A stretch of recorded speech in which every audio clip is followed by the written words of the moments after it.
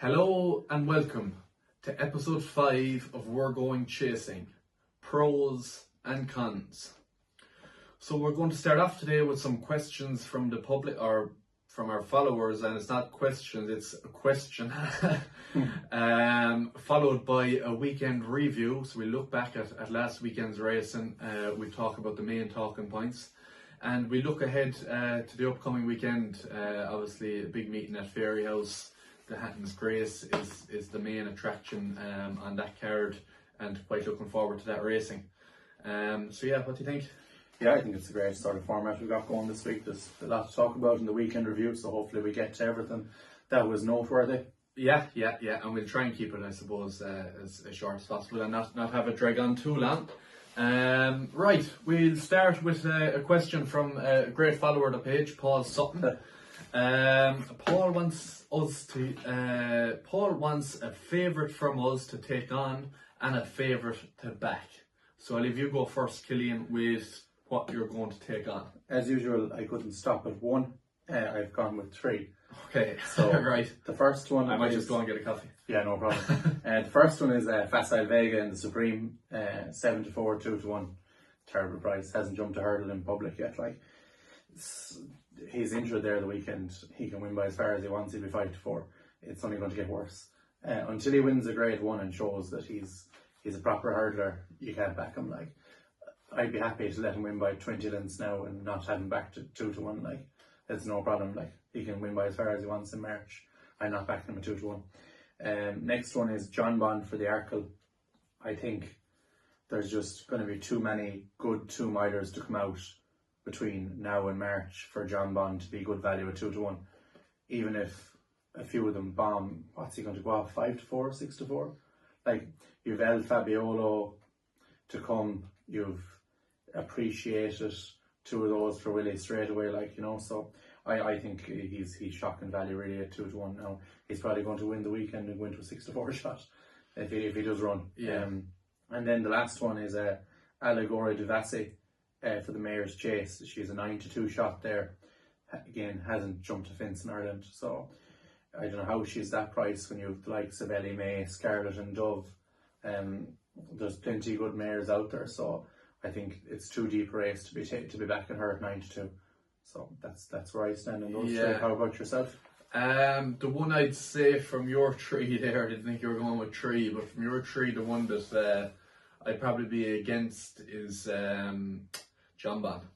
2-1 is short, but his debut over fences was very impressive. The hurdle form from last year is obviously very impressive, and I wouldn't be in a mad rush to take him on as such. Now in saying that, I suppose I have actually put up a horse for the Arkle, but John Bond I think is a fair favourite, to be honest. I suppose who I'd like to take on would be Gallopin des Champs. 90s as far short as 9-4 with Bet365, and I just think that doesn't represent value in the slightest. Even just compared to John Bond, I'd much sooner back John Bond at 2-1 than I would Gallopin des Champs at 9-4. I think he's yet to run an open company. How good was that division last year, the Staying Chasers? And a lot of maybe his better form was over a shorter trip too. You wouldn't know even if the extra 2 furlongs, if 3 mile 2 was actually going to suit him. So I'd be against Gallopin des Champs. Moving on then to one that I would be for at the moment, would be Epatante.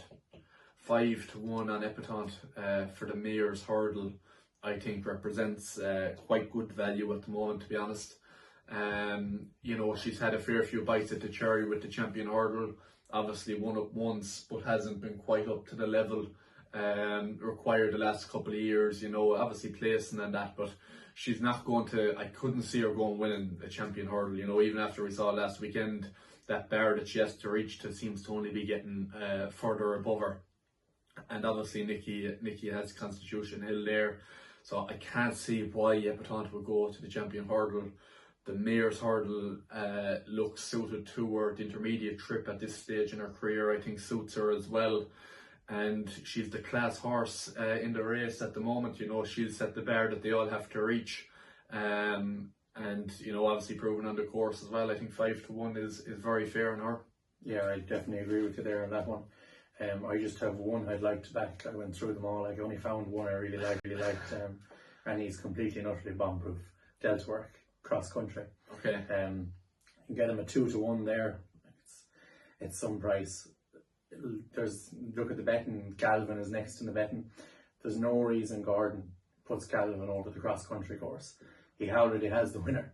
He's not going to run the two of them. There's no point. So Delta Work is there. He's a great one for multiples and stuff if you were into that. So I think he's a great chance, and he'll win. He'll be 4-6 on the day. Actually, wouldn't be a bad double.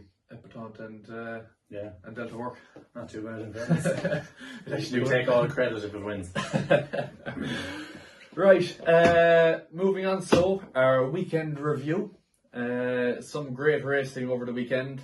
I suppose we'll start with Classic Getaway in the beginner's chase at Gowran. In all but name, I think this was a grade 1. It was a class beginner's chase. Classic Getaway, What Do You Want, Manila, Cocooner, Journey With Me. You know, it was a real deep race, and Classic Getaway stayed on and won quite well. What did you make of that? Yeah, I thought he was very good. It wasn't really a very strongly run race. There was a lot of staying types in it, but they didn't go that good of a gallop. So he sort of ran away from Manila Cocooner, who's very, very slow, as we saw last year. Yeah, he's eclipsed his hurdles form by a nice bit by winning that. Manila Cocooner's ran well. I suppose he's favourite now for the RSA. You wouldn't want to go back at him for that either. He's probably another one I'd lay, actually. Then What You Want was absolutely hammered. Like he had some decent form over hurdles last year. It was a close up 5th in the Lawlers, 3rd and hammered in the Ballymore, but like he good grade 1 form, and he was totally hammered. So I think it probably wasn't a race ran to suit him, but yeah, I'd take nothing away from the winner now, and I think he'll probably go to Limerick at Christmas. Yeah, for the grade 1 there, over 2.5 miles. So that'll that'll probably suit him, the heavy ground as well. Yeah, a few probably did underperform or didn't perform as we would have hoped. Yeah. You know, before the race, it was, I don't know if it fully lived up to, but Classic Getaway, exactly as you said, take nothing away from him. Manila Cocooner will improve from that 100% step up and trip and that. But yeah, I wouldn't know. I think that's actually left more questions than answers, that race. You know, like that's the way we're looking at it anyway. Yeah, there's a few on redemption missions now, like Manila Cocooner probably thought he'd win that race. Journey With Me was well held when he came down. Yeah. What You Want was thumped. So there's a good few there with questions to answer. Yeah, moving on. So I Know The Way You're Thinking beat Imagine by half a length. Imagine was obviously second in a grade 3 before that. And I Know The Way You're Thinking looked quite good. He did, yeah, and I saw something Ruby mentioned on the road to Cheltenham either last week or the week before about I Know The Way You're Thinking. It's from that family of I Like The Way You're Thinking. Limerick Lace could be in it as well, but they all won really well on debut and then completely underperformed for the rest of the season. Really? I don't think any of them won the rest of the season after winning first time up, so he's obviously eclipsed that. He looks very good. He probably looks a better horse than I Like The Way You're Thinking already, so yeah, it was a strong novice hurdle. Imagine brought pretty good form to the table. I actually backed Imagine. I think if he jumped the last, he'd have probably won. So they've hit the top of that, lost a bit of momentum. But yeah, no, take nothing away from the winner as well there. He was very good. Like it looks like we're going to get some deep ground races in the winter as well. The way the weather suited him, that was heavy ground there on Saturday. So. Yeah, it was a wicked day there for the weather for the race, and I'd say there wasn't too many there due to the weather anyway. Right, Kalanisi Star is the next on our list. Was one in our 10 to follow. You know, quite impressive. Our 10 to follow is quite impressive as well. It is. Just looking at it here, we've had 5 runners, 3 Stripe Life, 1 from 1. Kalanisi Star, now 1-from-1. Eric Bloodaxe, 1-from-1. Hermes Allen, 1-from-1. And I suppose, unfortunately, French Dynamite was quite unfortunate in the Paddy Power at Cheltenham. Came second in the big handicap there. So, you know, he's not from one, but he's not one that we'd be losing hope on anyway. No, definitely not. And like it's a really strong looking 10 to follow. Hermes Allen, of course, grade 3 winner as well. So could have a couple of runners this weekend. 3 Stripe Life looked like he might run in the Drinmore. So yeah, there's a few more of them to come out. Flame Bearer hasn't ran yet.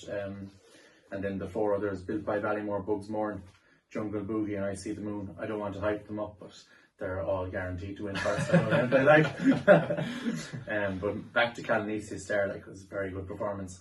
He actually hit 3-1 about 45 minutes before the race. I was thinking, what are these people looking at? Like, he's heavy ground. Gowran Park, back to the scene of the crime of that massive bumper win. Pink in the Park, I didn't think she liked the ground. She's won a bumper in the stole by half the track on good ground in August 12 months ago. Like, She so was nearly a horse last year. she was, yeah, but she's a good horse. She's a very good horse. Yeah, he could be brilliant. Like, I thought he'd be more of a staying type, and he probably will be. But I suppose heavy ground, 2 miles, it just played to him. Like, he jumps well, stayed on well to the line. Be hoping that he'll be upped in grade now next time out. I keep him at 2 miles. I think it's fine if he gets soft conditions. Yeah, and you needed that in the 10 to follow as well. Well, it was only my second runner, like, so. Well, it was 3-1. It was 3-1 now, actually. It's 3-1 now. 3 Yeah. before that. Yeah, I 1.5, I suppose, of French Dynamite. Yeah, unlucky, but the second. He'll have another day, I'm sure. Moving on, so Navan on Sunday, Grange Clare West somehow went off 2-1. The market was all wrong. There was a lot of money there for Charles Burns, was it? Yeah, Summer Melody. Summer Melody.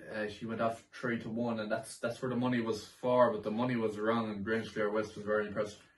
Yeah, he was very impressive, and I think he's favoured for the Bartlett now on the back of that. Is he? Yeah. Yeah. So I'd say it was a strong maiden. Firm footings for Gordon Elliott was second. Forgive me for pronouncing this. Kudasheva, the 370,000 point-to-point horse that the owner of Vetlat Rear bought with Henry. That was third. Summer Melody, I think, finished 5th or 6th for a finish, but he won a bumper there not so long ago. I'd say he'll be a strong horse too. Looking down through that race, I'd say there'll be plenty of winners out of that. Yeah. Again, though, wouldn't be a rush into back Grange Clare West for a Bartlett off the back of a win in the maiden either. No, I wouldn't be rushing to back anything on a Bartlett at this time of the year, to be honest. Definitely. Right, moving on. So, Dawn Rising, you know, that was a funny race. You know, I think the two in front just went off far too hard, cut each other's throats, and it just set it up for Dawn Rising. Yeah, I agree with you. I still think if Noel Mead's horse stayed up, he probably would have won. Do you think? I think so, yeah. I don't know. I think they were running on fumes. The two of them. There's obviously something wrong with American. Like, the Gordon was very quick after the race to say that, but I don't know. I really like the Noel Mead horse. I think Dawn Rising now is a fair detail too, but sort of did maybe pick up the pieces as well. Like, didn't jump well at all around at all, but I suppose they ran so hard at the start and throughout the race that it did set it up from a bit. It gives a nice boost to Champ Kiley ahead of the Royal Bond on Sunday as well. He hammered Dawn Rising in a maiden in Galway, so yeah, it gives a nice boost to him. Yeah, I think I said at the start a few weeks ago, American Mike's a bit of a plodder. He'd probably be a 3-miler. So quite possibly, yeah, based off. But they did go too quick. I don't know. It wasn't as true running anyway, and I just thought they went far too quick in front. And I don't agree with you. I reckon Noel Mead's horse would have been second. Dawn Rising was coming to win that. He came from miles back. He did, yeah. You know, he had the momentum. Yeah. He come from so far back and made so much ground on him. I think it's a fair assumption to make that he would have passed two of them. That's fair enough. Because Noel Mead's horse wasn't getting too far away from American Mike early. You know, and Dawn Rising did pull away. Jungle Prose up £52 in 4 runs. Somewhere. Unreal stuff. 4-timer. Who'd have thought it? And won so handily. Got beat off 85. Sam Ewing in Perlis, was it? Fourth in a handicap hurdle of 85. Saying this could be like... well, that was only... I wouldn't be throwing the for first Sam. I'm not throwing Sam under the bus, but it'll be the same joke as when Shane Foley got Princess Zoe bet off, was it 64 or something? See the same same here. joke. Sam Ewing was just getting them set up is all for the 4-timer. He had a That's job it. and he He did said, the "I'll job. step back, let Davey inject it." Like, yeah, Jesus, she's done it again. £52, like that's unheard of, really. Yeah. She could win again. She could, yeah. We were saying like last week the Nick Gifford Racing Syndicate. To be honest, now it should be disbanded after the way they handled that mare. Like, in all fairness, now to Nick Gifford, like, but Jesus, he wouldn't train Ivy up wall if he couldn't get this one to win off 80, like 85. Yeah. It's horrible stuff, really. Like, you just don't know. I don't know what was up there last year, but maybe there was something wrong with her. I'd like to think. I'd like to give them the benefit of the doubt. Yeah, she actually sold quite well when she went to sales in May or something. She got 14,000, like 14,000 for 85 rated. Mare is a nice bit, like, so. Someone obviously saw something. Whoever has decided to buy her. That's in interest now. They're having some time with her anyway. You don't know when it'll stop. Like, can't be too much more in the tank, surely. Can't be, like, if there is. What's she up to now? She's up £52 from 137. Is she up to 137? 137. Like that's Jeez, if she wins another handicap hurdle, she'd be looking at possibly a listed race from here. Yeah, it's very good. Which is unreal. So Field Door and St. Roy. You're in a rush. No. You've missed the Tri-Town. Big handicap in Navan. And he's checked the glasses. The glasses checked, yeah. Some race, wasn't it? Savage race, savage race. The big dog, mightily impressive winner. I was there in Navan on Sunday. The crowd there there was a super crowd there.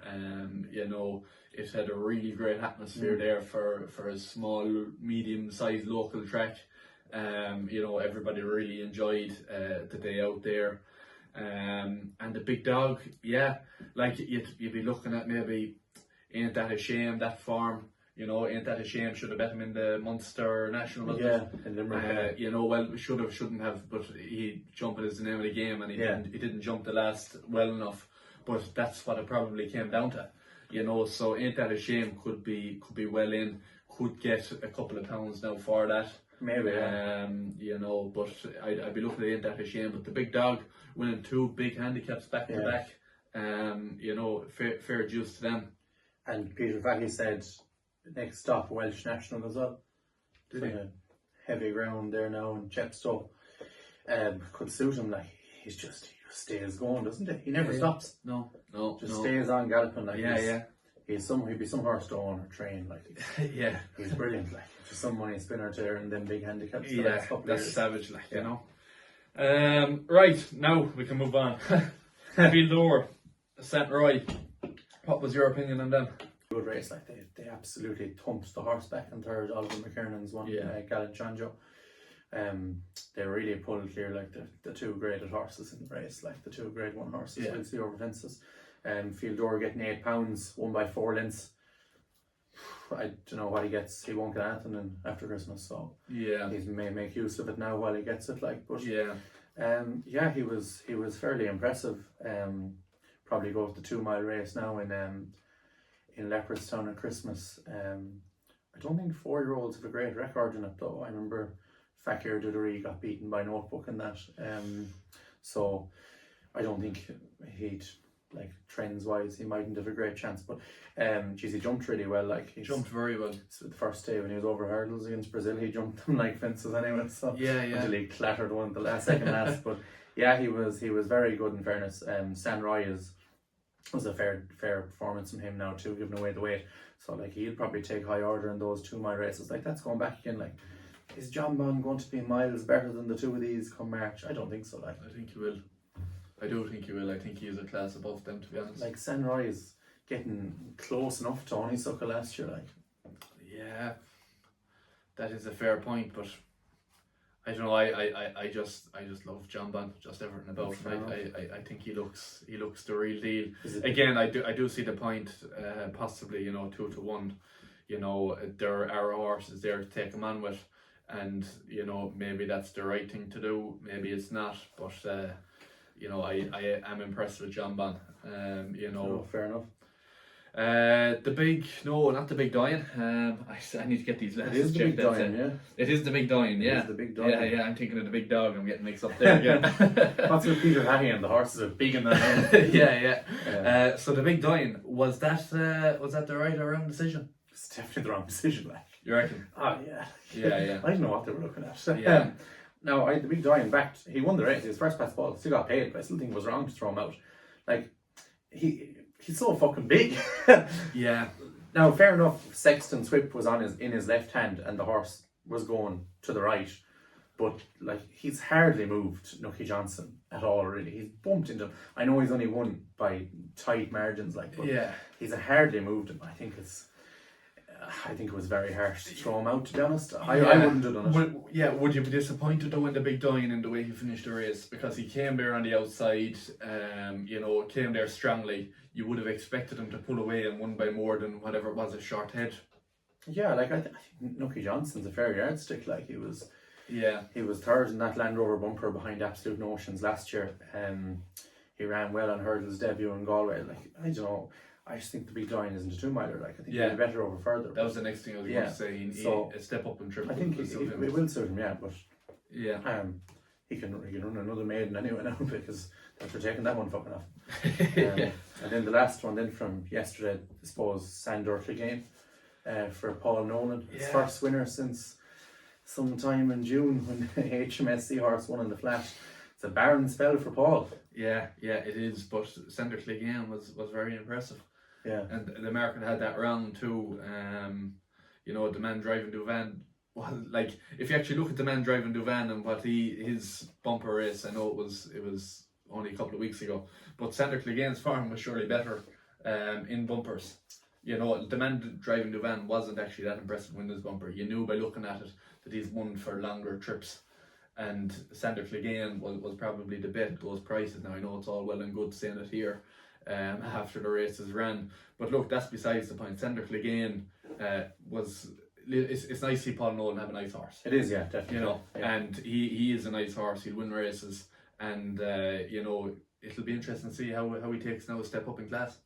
Yeah, I think Paul Nolan, his starter, does very well with good horses too. Like, so yeah, he won't waste him. Yeah, just on demand driving Duvan, like, he's probably needs to step up further. He's a 3-miler, like, he was a bit disappointing yesterday, but he's a 3-miler and he's a chaser.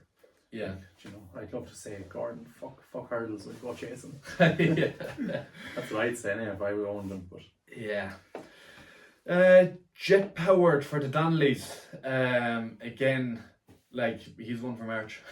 He's going to be thereabouts, surely. He is, yeah. He's 7-1 for the Supreme, though. They cut them awful short. Like, he wouldn't have made them. No, he absolutely. That's the way it's gone, isn't it? Like, he's short at 7s. I like him though. I thought he was very good. Jumps well, travelled very strongly and kicked away. I was thinking about the Donnellys. Do they have bad horses, or do they just buy fucking superstars? Like? Yeah. Like, I'm trying to think of the last bad horse I actually seen the Donnellys had. Like, even there, do you remember? I can't. Ganapati. Yeah. They sold him, but he was second to Geir de Menil in a Grade 1 novice hurdle in Bunchtown. Like. Yeah. So, like, that's obviously good. Like, is there a Donnelly horse that can't win a maiden? I don't think there is, like. Yeah. In fact, that's one to actually look into. And we're supposed to look at all their horses. And actually, I'll find out for next week. Yeah, do. What is Joe Donnelly's worst horse? Because I don't think there is any. Them Cheveley Park and Caldwell Construction seem to buy just crackers all the time. Yeah, I did in Barry Maloney. Yeah.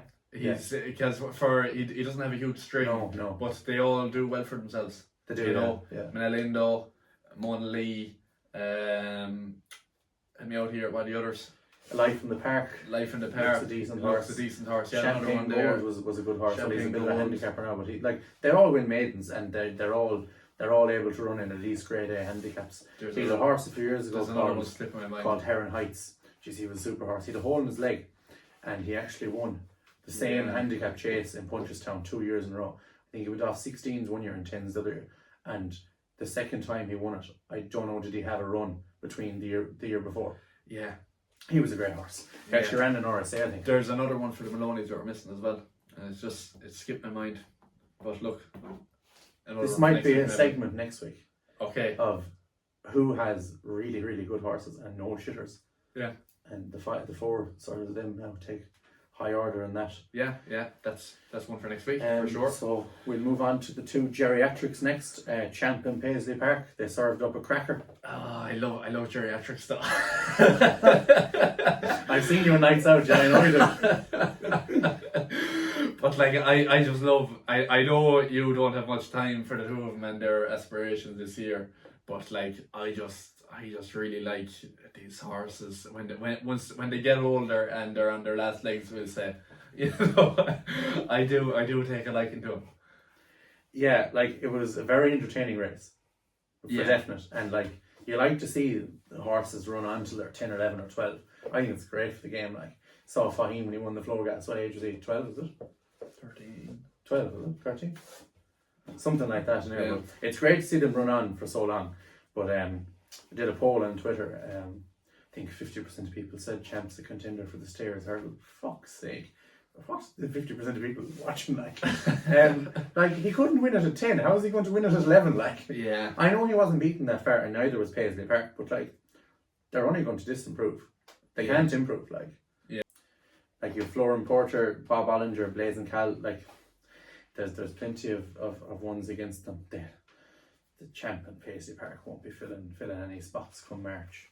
But great for them. They might have another battle there in Ascot in May-December in the Long Walk Grade 1. So fair play to them. Yeah, fair play to them. And Paisley Park, I'd love to see him go and win that Grade 1. You know, out of the two of them, I do really like Paisley, to be honest. Yeah. Right, that brings us on to Constitution Hill. I just think people need to calm down a small bit when it comes to Constitution Hill. Like, look, he was savage, but some of the stuff people are saying about him, saying that, like, Matt Chapman said it to Nicky Henderson, asked Nicky Henderson, is he the best hurdler that he's ever seen or ever trained? And then he said at the end of the interview that I think Constitution Hill is the best hurdler I've ever seen. Johnny Deneen said the same. You know, I think people need to calm down a small bit.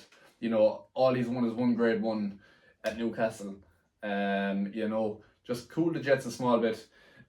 He's the right favourite for the champion hurdle at this point. 100% he is. But like in terms of the best hurdler we've ever seen, that's a bit far-fetched to me. Yeah, I agree with you. Jeez, it was some demolition though. Like you couldn't. The hairs are standing up at the back of your neck. Like when he jumped the last and he's still on it. Like like Epatante is a fucking serious racehorse, and he's made her look like a pig in behind. The same way he did to John Bon and the Supreme. And these are all top class horses he's making a show of. But I will say, like, you can't say he's the best hurdler of all time. It's fucking ridiculous. Like, so at this stage, now he goes out and he wins the champion hurdle. Great, fair play to him if he does. Come over to Punchestown then, win that too. Come back next year, do the double, and maybe he is then. I don't know. But I saw all this and I said I'm going to Google a few bits. So I watched. Obviously, I'm not that old, so I don't remember Istabrack. Like, so looked up Istabrack's champion hurdles there. He was some animal. I looked up Night Nurse, another absolute monster, and a Sea Pigeon. 3 of them. Now I don't know. I only watched a couple of the races, like whatever was on YouTube, but they were all serious animals, and even there, like you're thinking back to the Fly, Faheen, and obviously Honeysuckle as well, Annie Power. You know, it's all serious hurdlers. Like, but he could go on to be the best ever. I don't know. Yeah, he could, but at this stage, just calm down a small bit. Yeah. The one other thing I will say about his performance is that last hurdle, the way he jumped it. Oh. I absolutely loved it. Yeah. He just stepped over it, like. Yeah. You know, it was as if he didn't jump. It was just the two front hooves just stepped over it, and he just stayed going. It was it was just so easy to watch. Yeah. that brings us on to Presse, another that I was very impressed with. There was actually quite a few horses. We've got 2 more horses to go after this in England, and I was quite impressed with some of these English horses at the weekend. Presse again, off 164 in a handicap, did it without asking any questions really of the horse. You know, he just did it sort of from the front. Yeah. Anytime anything came a bit close to him, he just got a bit of a squeeze and he'd go on. Didn't need the whip, didn't need too much encouragement. You know, to win a big handicap off 164 like that is impressive. Jumped very well too. You know, he's 7-1 for the Gold Cup. You know, I'm looking at him 7-1 for the Gold Cup, and then I'm looking at Galopin Des Champs 9-4 for the Gold Cup. You know, that doesn't add up to me.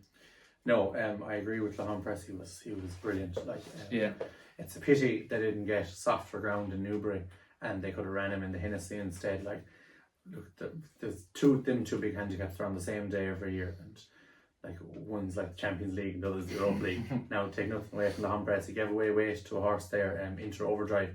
I think he'd won 5 in the bounce or 4 in the bounce, so it was an improving horse, and Presse bet him with ease enough. Like, so.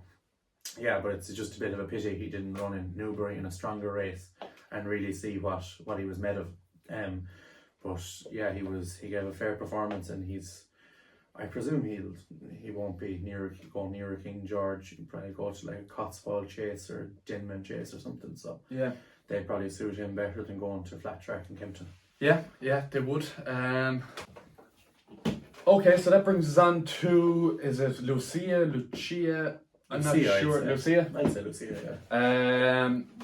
9-2 for the Mayor's Novice after quite impressive victory at the weekend. You know, the Mayor's Novice hurdle isn't one that I have any really strong opinion at the moment. She was impressive, but I don't know if you have much to say on her. No, I thought she was thrown to a listed hurdle on debut against horse with all that hurdling experience, and she was by far and away the best. She won by about 6 lengths. Couldn't have won any easier really. Jumped really well, travels very strongly.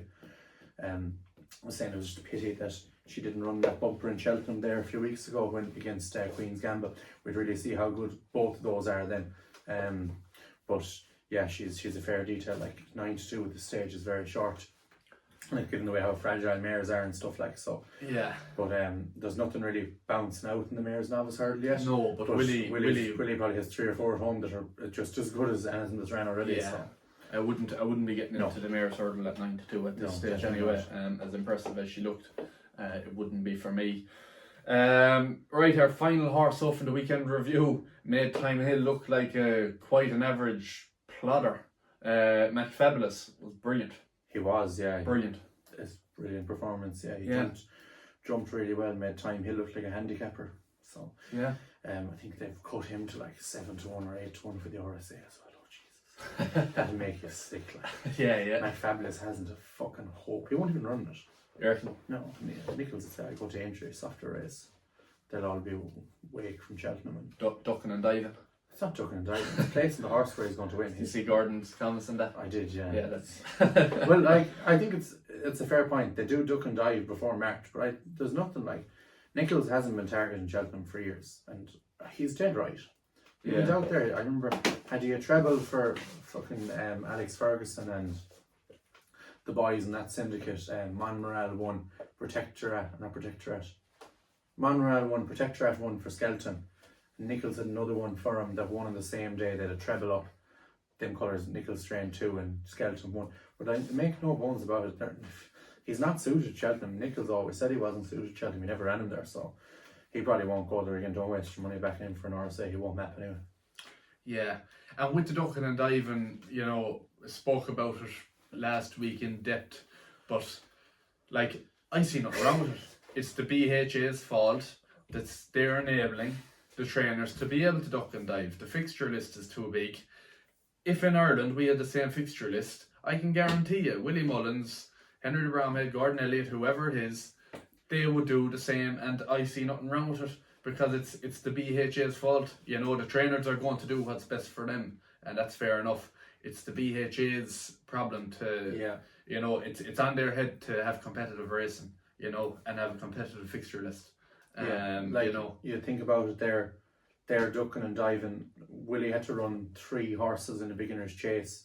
Classic getaway, a grade 1 hurdler, Manila Cocooner, and What You Want, who was mapped in grade 1s. He'd run the 3 of them in a beginner's chase. Like, don't mind running the 3 of them in a grade 1. He's ran the 3 of them in a beginner's chase. Like, it's ridiculous stuff, really. It just shows we have the right amount of fixtures in Ireland for every trainer, probably bar Willie with the ammunition he has. But like, they have way too many races in England, so it's not something we get into again today.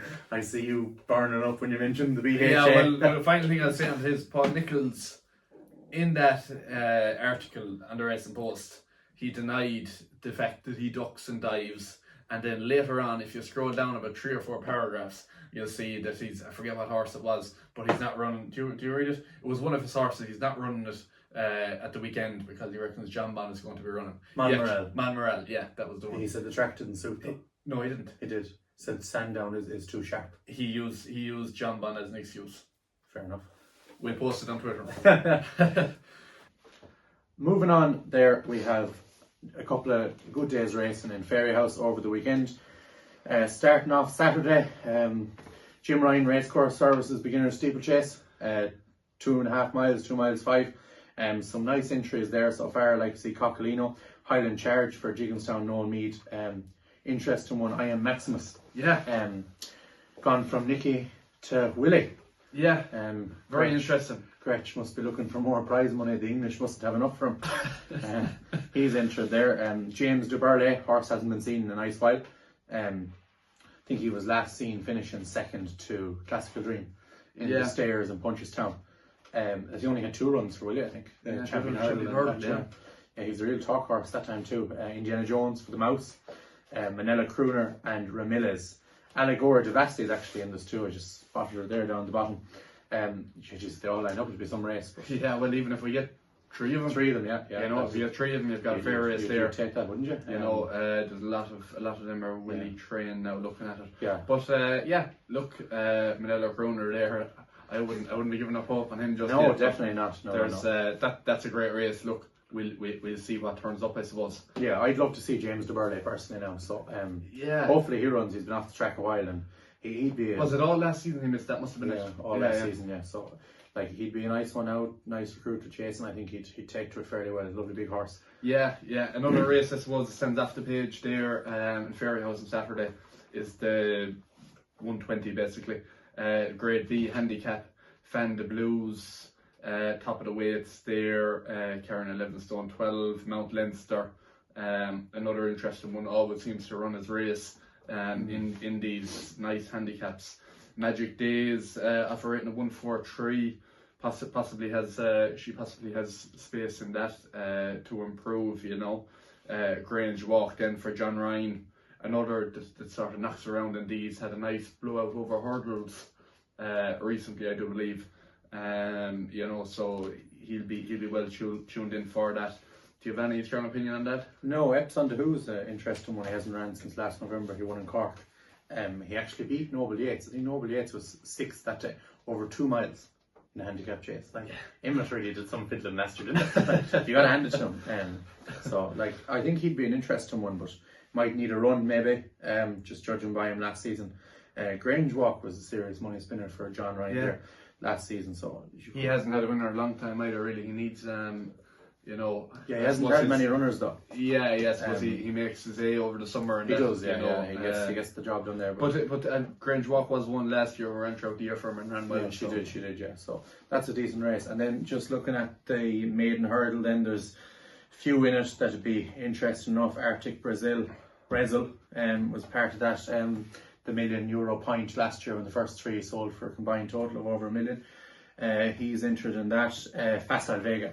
The standout one there, isn't he? Like, hopefully he takes it up now this weekend. I'd say he will. It's about time for December. Yeah. You know, probably doesn't need to run if they want to run the grade 1 at Christmas. So, I'd say hopefully he'll run another one there. Shanbally Kid won a bumper for Richard O'Brien, now owned by Jigginstown and trained by Willie. Yeah. So he'd be one there. Has Willie had a runner for Jigginstown yet? No. No, this could be the first one. So this could be the first one. The first one of the second stint, of course. Yeah. So that's really all Saturday then. Yeah. Moving on to Sunday then. I suppose you've got handicap steeplechase there to start out with. Razzle Dazzle Love for Tom Gibney is interesting. Melina Girl is one actually. Was ran over in Cheltenham, finished third. She always runs her race.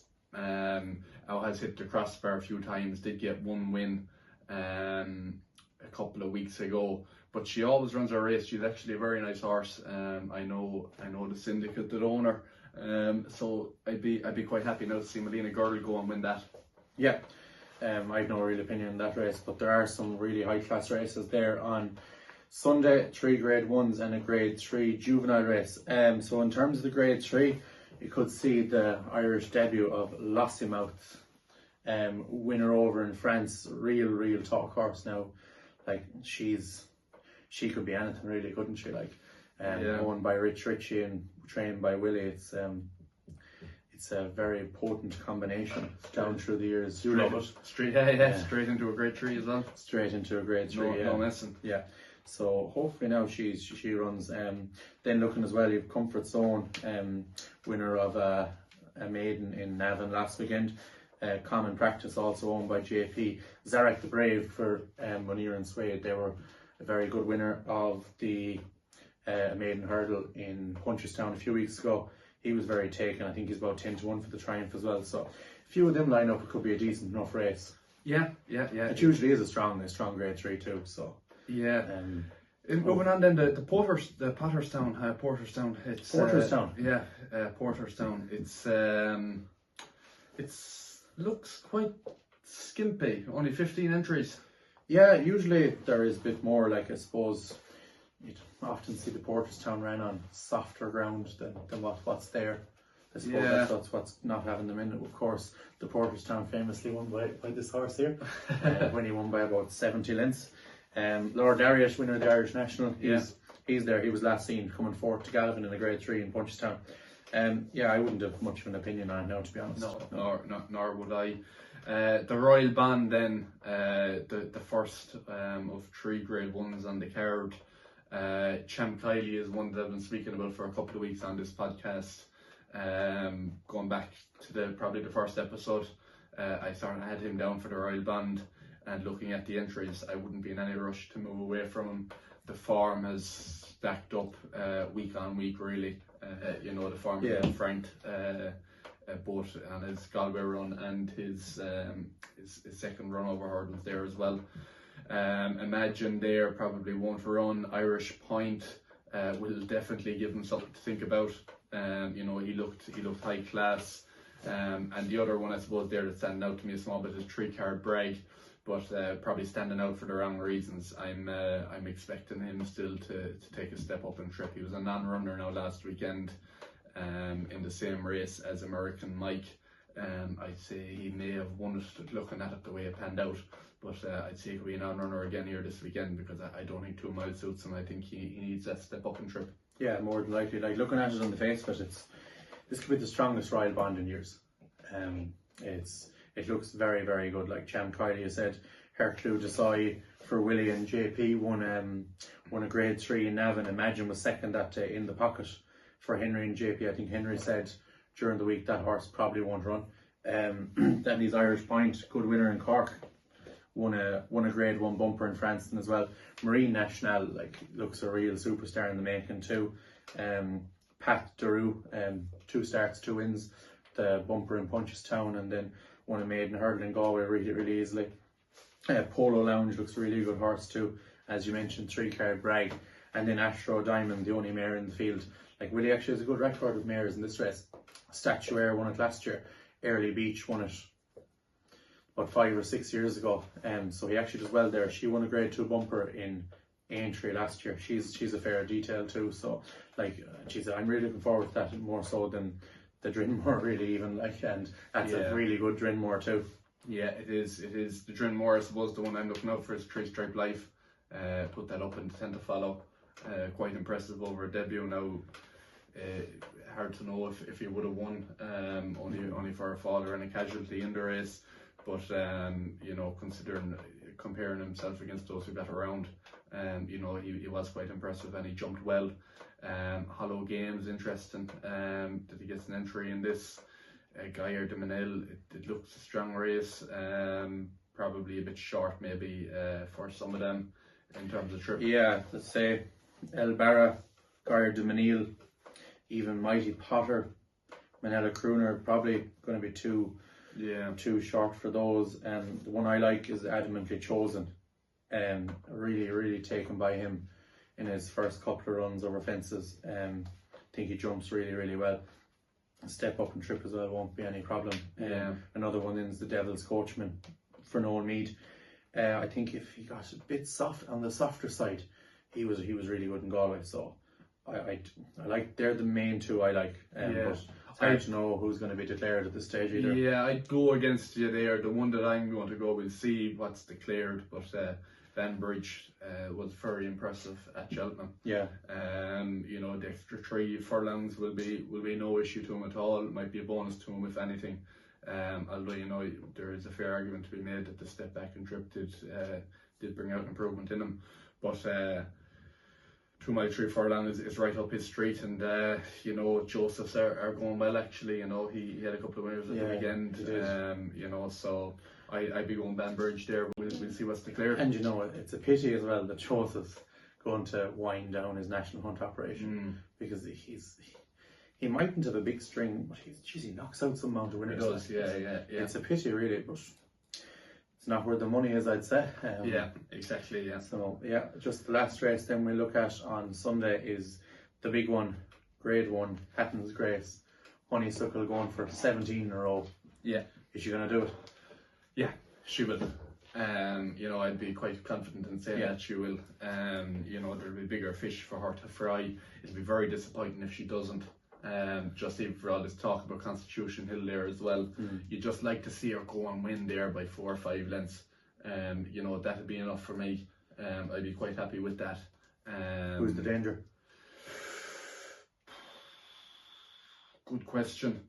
Sarda Burley, it's too short for him. Saldier, 3rd last time out there at Punchestown. Hard to know. Ashdale Bob possibly. Who is the danger? I'm not sure. The danger is herself. If she hasn't, the way Not Classical Dream. No. Although fresh, but still 2 miles 3.